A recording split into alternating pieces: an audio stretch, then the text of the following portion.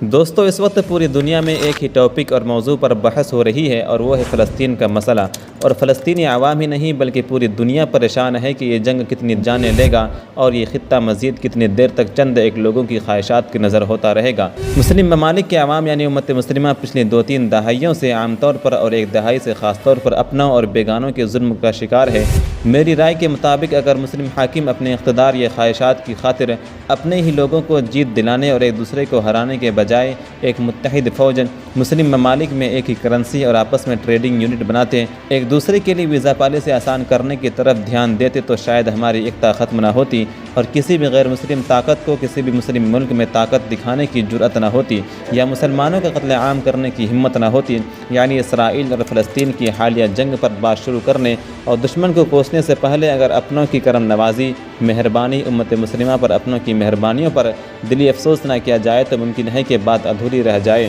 سعودیہ کے شریف مکہ کی نادانیاں، ترکی کے کمال اتاترک کی ریشہ دوانیاں، مصر میں محمد مرسی کی حکومت کا خاتمہ اور اخوان کے ہزاروں ذمہ داروں کا قتل، جمال عبد الناصر کے ظلم و ستم، پاکستان میں پرویز مشرف کے دور اقتدار میں اسلام پسندوں کا قتل عام اور پچھلی کئی دہائیوں سے جاری پردے کے پیچھے طاقت کے نشے میں ذلیل ہوتے پاکستانی عوام اور غیر مستحکم پاکستان کی پوری امت مسلمہ میں منفی اثرات، عراق، ایران اور کویت کی بے فائدہ و بے نتیجہ جنگ، شام میں حافظ الاسد اور بشار الاسد کا کرسی کی لالچ میں شام کو میدان جنگ بنانا، ایران میں خمینی انقلاب کے نام پر قتل عام اور ایک مخصوص طبقے کا تسلط، فلسطین کے معاملے میں ترکی کی اسرائیل کے ساتھ ٹریڈنگ اور سعودی عرب کا اسرائیل کے ساتھ نرم رویہ، کس کس کا رونا رویا جائے۔ بدقسمتی سے ہماری نا اتفاقی نے جو بے یقینی کی صورتحال امت مسلمہ پر طاری کی اور اس کے نتیجے میں جو اسلام کے دشمنوں کو فائدہ ہوا وہ تاریخ کا ایک بہت ہی تاریک باب۔ دوستو، اسلام کی ابتدائی تاریخ میں مسجد اقصی مسلمانوں کا قبلہ اول رہا ہے اور نبی کریم صلی اللہ علیہ وسلم نے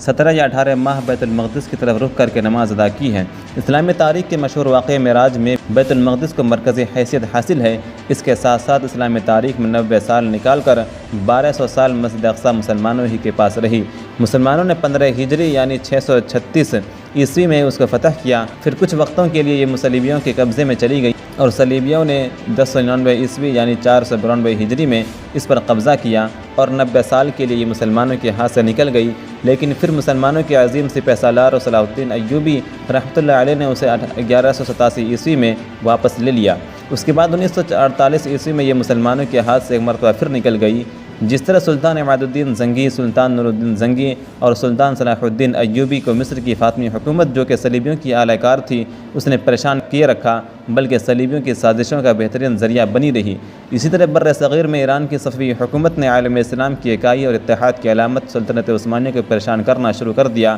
بلکہ عثمانی حکومت سے باقاعدہ جنگیں شروع کر دی اور دشمن نے اس موقع سے بھرپور فائدہ اٹھایا اور نیپولین نے 1798 عیسوی میں مصر پر حملہ کر دیا، فرانس نے 1830 عیسوی میں الجزائر پر، انگلینڈ نے 1838 عیسوی میں عدن پر، فرانس نے 1881 عیسوی میں تیونس پر، انگلینڈ نے 1882 عیسوی میں مصر پر، اٹلی نے 1911 عیسوی میں لیبیا پر، فرانس نے 1911 عیسوی میں مراکش پر، 1917 عیسوی میں انگلینڈ نے عراق پر قبضہ کر لیا اور یہ جرأت شریف مکہ کی غداری اور برطانوی کاسالیسی کے نتیجے میں ہوئی۔ یوں سلطنت عثمانیہ کو سازش کے تحت کمزور کر کے اور پھر ختم کر کے پورے عالم اسلام کو ٹکڑے ٹکڑے کر دیا گیا۔ اسی کے نتیجے میں 1917 عیسوی میں ایک معاہدہ بالفور ہوا جس کی صورت میں صہیونی مغربی اتحاد وجود میں آیا۔ پھر 1918 عیسوی میں اس خطے کا تقریباً مکمل کنٹرول برطانیہ کے پاس چلا گیا اور 1922 عیسوی میں اقوام متحدہ نے بھی اس کنٹرول کو باقاعدہ تسلیم کر لیا اور اسی سال ہندسک یہودی کو فلسطین میں برطانیہ کی طرف سے پہلا مندوب متعینات کر دیا گیا۔ 1948 عیسوی میں اقوام متحدہ کی جنرل اسمبلی میں فلسطین کو عربوں اور یہودیوں میں تقسیم کرنے کا ریزولوشن پاس ہوا۔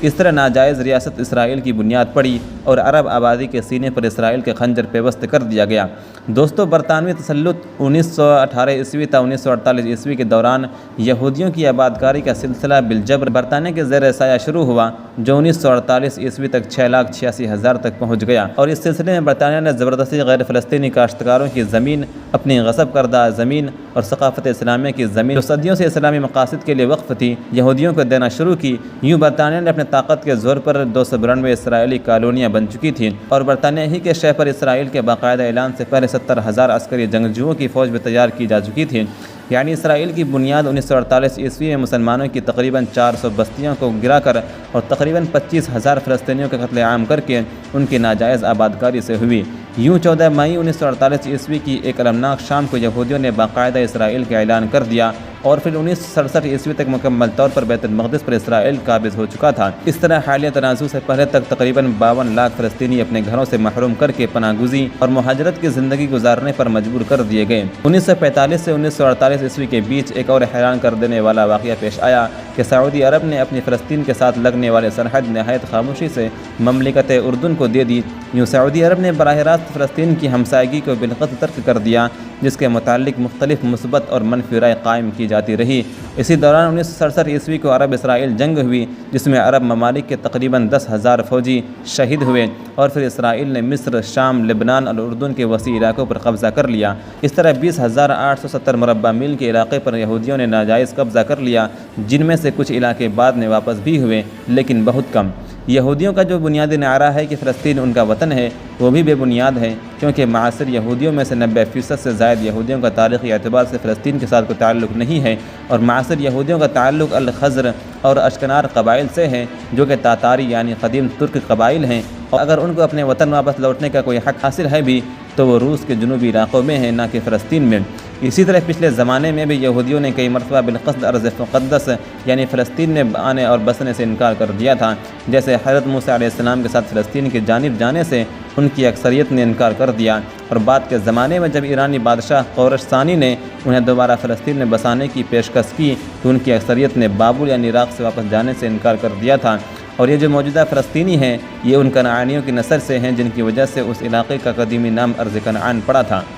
اسرائیل کو فریق کے طور پر سب سے پہلے مصر نے 1978 عیسوی میں تسلیم کیا اور اس سے معاہدہ کیا، جسے کیمپ ڈیوڈ معاہدہ کہا جاتا ہے۔ میرے خیال میں اس معاہدے نے اسرائیل کے لیے ایک ریاست کے طور پر مضبوطی کی بنیاد رکھ دی، جس میں 2 بنیادی شقیں ملاحظہ کریں۔ نمبر 1، مصر اور اسرائیل کے درمیان ڈپلومیٹک نمائندگی کا تبادلہ۔ نمبر 2، دونوں ملکوں کے درمیان اقتصادی مقاطعہ اور جنگی صورتحال کا خاتمہ۔ اس کے بعد ایک طرف تو اکتوبر 1991 عیسوی میں تحریک آزادی فلسطین اور عرب ممالک نے میڈرڈ شہر میں اسرائیل کے ساتھ بلاواسطہ امن مذاکرات کے سلسلے کا آغاز کیا، جو 2 برس تک بغیر کسی نتیجے کے چلتا رہا،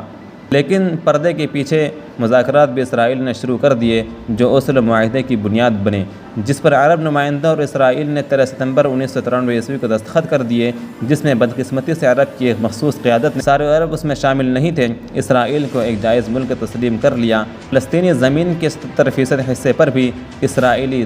قبضہ جائز تسلیم کر لیا، اور یہ بھی طے پایا کہ تحریک انتغاضہ اب کالعدم ہو چکی ہے اور اسرائیل کے خلاف مسلح کارروائی اب غیر قانونی سمجھی جائے گی۔ یوں عرب قیادت فلسطینی عوام کے مطالبے سے دستبردار ہو گئی، لیکن اس معاہدے کو پورے عالم اسلام خصوصاً عرب ممالک میں شدید مخالفت کا سامنا کرنا پڑا، اور عالم اسلام کے علماء نے باقاعدہ فتوے جاری کیے کہ فلسطین کی سرزمین کا فیصلہ کرنا کسی کا بھی حق نہیں ہے، خصوصاً خاص طور پر غیر فلسطینیوں کا۔ اگر موجودہ وقت میں امت کی حالت کمزور ہے تو اس کا مطلب یہ نہیں کہ طاقت کے آگے سر جھکا دیا جائے، اور یہ کہ مزاحمتی تحریکیں اپنے حجم کے لحاظ سے جاری رہیں گی یہاں تک کہ اللہ تعالیٰ حق کو غالب کر دے۔ اوسلو معاہدے میں فلسطین کے بنیادی ایشوز کو ڈسکس ہی نہیں کیا گیا تھا، مثلاً القدس شہر کا مستقبل کیا ہوگا، فلسطینی مہاجرین کا مستقبل کیا ہوگا، مغربی پٹی اور غزہ کے علاقے میں غاصب صہیونی بستیوں کا کیا ہوگا، وغیرہ وغیرہ۔ ساتھ ساتھ یہ بھی اس بھیانک معاہدے میں طے پایا کہ فلسطینی اتھارٹی اسرائیلی حکومت کی نگرانی میں کام کرے گا، فلسطینی اتھارٹی فوج نہیں رکھ سکتی، اسرائیل فلسطینی اتھارٹی کے کسی بھی فیصلے کو ویٹو کر سکتا ہے، فلسطینی اتھارٹی اسرائیل کی اجازت کے بغیر ہتھیار کی خرید و فروخت نہیں کر سکتی، اسرائیل کے خلاف رکاوٹ ڈالنے والوں کی گرفتار کر کے اسرائیلی حکومت کے سپرد کرنا بھی اوسلو معاہدے میں شامل تھا۔ اسی کے ساتھ اوسلو معاہدے میں یہ بھی ظلم کیا گیا کہ فلسطینی اتھارٹی کا بارڈروں پر اختیار بالکل ختم کر دیا گیا، اور فلسطینی اپنے سرزمین میں آنے اور جانے کے لیے اسرائیل کی اجازت کے پابند ہو گئے۔ ایک اور خطرناک چیز اس معاہدے میں یہ ہوئی کہ اب آزادانہ طور پر کوئی بھی عرب ملک اسرائیل کی حیثیت کو تسلیم کر سکتا تھا۔ سارے یہودی فلسطین پر غاصبانہ قبضے کے حق میں نہیں ہیں، بلکہ اس عنوان پر ان کے بھی 2 گروہ ہیں، ایک بالکل لیبرل بن کر زندگی گزارنا چاہتے ہیں اور دوسرے دنیا سے الگ تھلگ ہنسک بن کر، اور یہی ہنسک گروہ فلسطین پر ناجائز قبضہ کرنے کے مکروہ چکروں میں ہیں، اور امریکہ کی سپورٹ ان کے لیے کیوں ہے۔ اس میں غور کرنے کی بات یہ بھی ہے کہ یورپ ان ہنسک یہودیوں سے جان چھڑانا چاہتا ہے تاکہ یورپ کو ان کی رشا دوانیوں سے محفوظ رکھا جا سکے، اسی لیے وہ ان کی ہر ممکنہ سپورٹ کر رہا ہے۔ دوستو، یہ تھی اس اسرائیل اور فلسطین کیس کی تاریخ۔ امید ہے کہ موجودہ حالات سمجھنا آپ سب کے لیے کوئی مشکل نہیں ہوں گے، اور اس وقت جو سب سے اہم چیز ہے وہ فلسطینی بہن بھائیوں سے اظہار یکجہتی کرنا ان کی ہر ممکنہ مدد کرنا، کھانا اور دوائیوں کی فراہمی اور اسرائیلی پروڈکٹوں کا بائیکاٹ، یہ وہ اہم اور ضروری چیزیں ہیں جو ہم مسلم ممالک کے مجبور عوام کر سکتے ہیں، اور اس میں کوئی روک ٹوک نہیں۔ ویسے تو حق یہ ہے کہ اپنی حکومتوں پر پرزور مطالبہ کیا جائے وہ اس جنگ کو رکوانے اور فلسطینی عوام کو ان کا جائز حق دلوانے کے لیے اپنے وسائل کو بھرپور طریقے سے بروئے کار لائیں۔ ویسے دوستو، اسرائیل اور فلسطین جنگ کے سلسلے میں آپ کی کیا رائے ہے؟ کمنٹ باکس میں ضرور بتائیں اور اس چینل کو سبسکرائب ضرور کریں۔